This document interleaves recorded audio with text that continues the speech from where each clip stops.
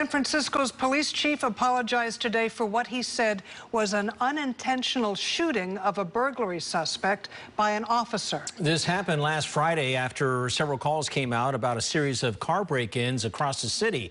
Crown 4's Ella Sugimonian is here in the studio with this developing news. Ella. Catherine and Ken, it's been called an epidemic here in San Francisco, and there's even a term coined for car burglaries, sidewalk litter, because of all that broken glass left behind.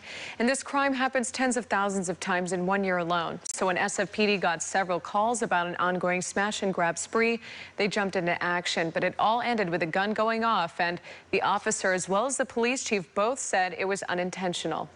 On May 7th, San Francisco Dispatch received calls for 5 smash and grabs in the span of about 45 minutes, starting just before noon.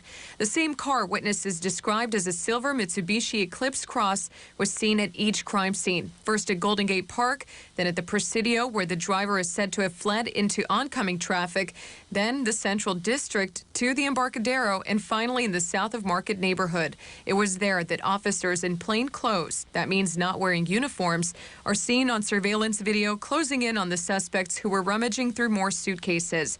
As another officer tried to cuff one of the suspects, identified as 23-year-old Xavier Pittman Jr., Officer Zachary McAuliffe's gun went off, shooting Pittman in the wrist.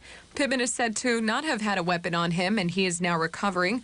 Officer McAuliffe has apologized for the shooting, along with Police Chief Bill Scott, who says police work is tough and going after car burglars is important, but this shooting shouldn't have happened.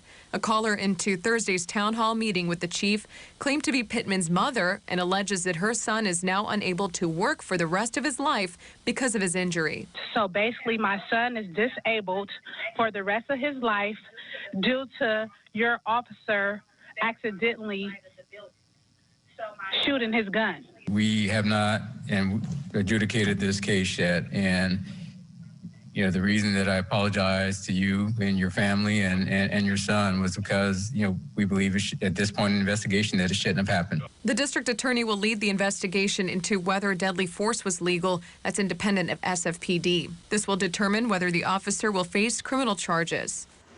There is no body camera video from that shooting because Chief Scott explained that plainclothes officers are exempt from wearing them. Meantime, he put a pause on all operations by plainclothes officers while their protocols are being reviewed once more. Live in the studio, Ella Sugimonian, Crown 4 News.